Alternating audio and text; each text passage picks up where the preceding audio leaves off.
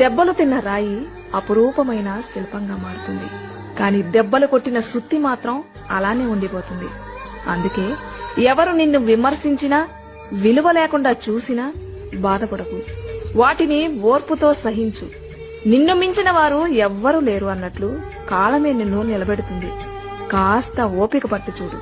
ఓపిక చాలా అవసరం. అంటోడు అంటాడు అంటానే ఉంటాడు, కాలాన్ని ఎవడాపగలడు, పోయిన సమయాన్ని తిరిగిచ్చేదెవడు.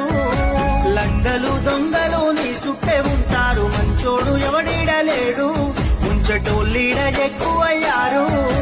పగవాడు పాలోడు పక్కింటి శనిగాడు, ఎదిగేటి నిన్ను ఓర్వలేడు, నీ నాశనాన్నే